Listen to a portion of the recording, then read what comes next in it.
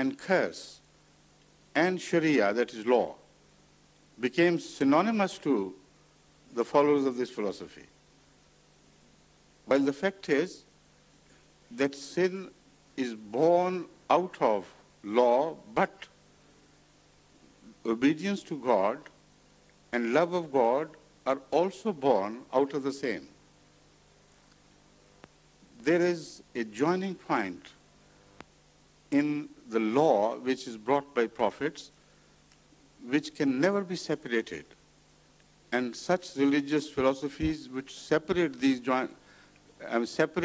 two things can never survive in essence and in meaning. As Jesus, I'm talking of the general things, the result is that the bifurcation of religion leads to extremist forms and movements.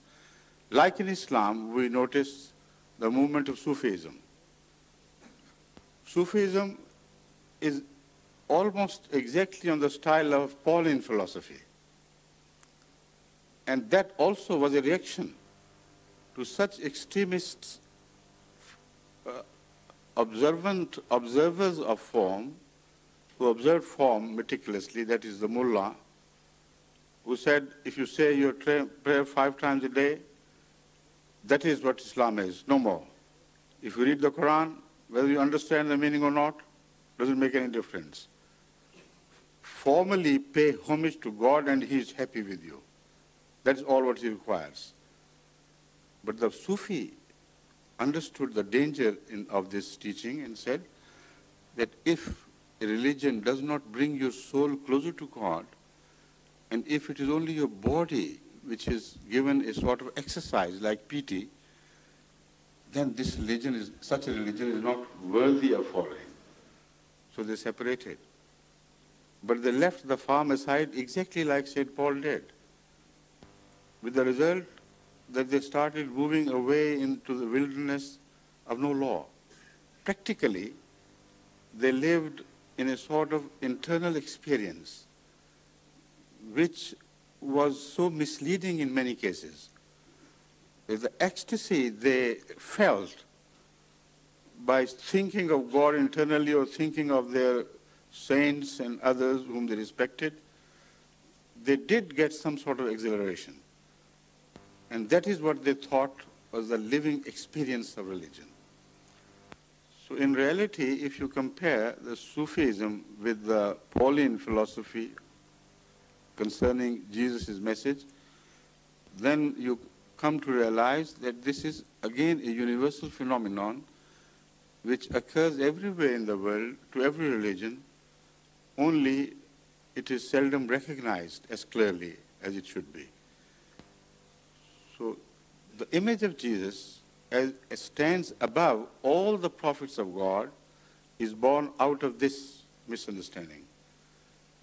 Jesus never broke away from the past.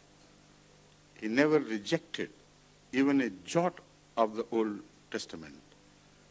When particularly confronted with this allegation, that do you reject the scriptures? He said, no. I have not come to change a jot of the book. I have come to perfect it, to fulfill it. Now this perfection is also, as I have studied, slightly mistranslated or misinterpreted. The word musaddiq is found in the Quran in exactly the same meaning. And according to the Quran, each prophet comes as a musaddiq of the previous ones and of the book, which means all the prophecies found in the books, until they are fulfilled and realized in the form of a promised reformer, they remain incomplete. So when Jesus said, I have come to complete the book, not to change a jot, it meant that the prophecies relating a revolutionary change in attitudes, this was to be brought about by the Messiah, remained incomplete until he had come.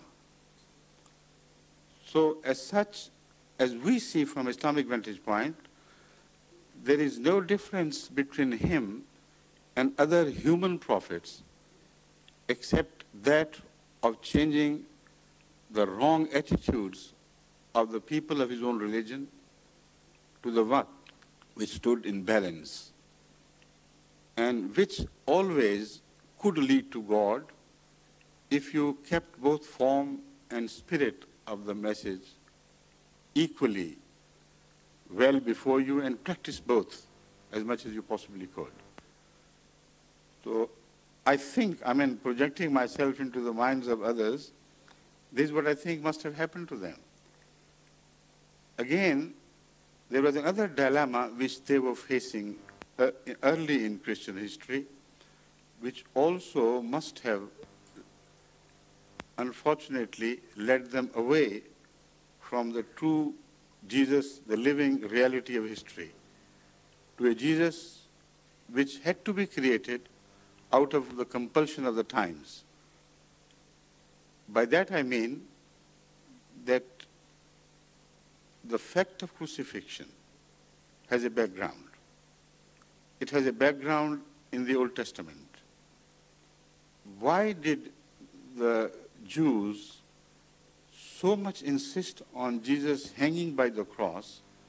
Has its roots in a biblical prophecy, whereby if a man attributes false things to God, which he had not said to him, and if such a man hangs by the tree, which means by the cross, and dies upon the tree, then his being an impostor is proved beyond a shadow of doubt.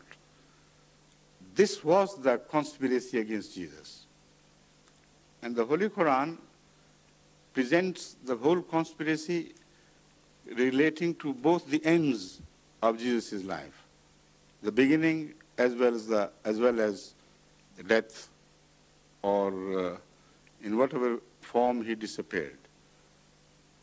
According to the Holy Quran, it was a very heinous conspiracy against the person of Jesus Christ by his opponents of the time to present him to the people as a man with a false beginning, having an unchaste mother, having an illegitimate birth, and a false end. Both cursed. So it were two curses which they want to relate to Jesus, which hash this conspiracy. So the Holy Quran has summed it up in this, is this, وَقَالِهِمْ عَلَى مَرْيَمَ بُهْتَانًا عَظِيمًا وَقَالِهِمْ إِنَّا قَتَلْنَا الْمَسِيحَ عِيسَى ابْنَ مَرْيَمَ رَسُولُ اللَّهِ. They said, the Holy Quran says, that the crime of the Jews of his time is twofold. First, they attributed to him an illegitimate birth by claiming that his mother was not chaste. So a false beginning. Then they claimed that they had succeeded in murdering him, and later on cross is also mentioned, which means that they also claim that they murdered him through crucifixion. God denies both these charges in the Quran and presents this as reason enough for returning the curse to his opponents, the Jews, who were hurling this curse upon Jesus. So the argument presented by the Quran is that that curse fell squarely upon those who had attributed this false allegation, this curse falsely to Jesus Christ. So now, what happened at the crucifixion?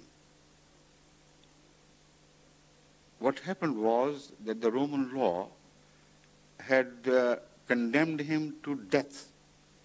And that Roman law is still found in operation everywhere in the world in the same spirit. That is, once a person is condemned to death by hanging or by any other means, until he dies, the decision remains hanging over his head.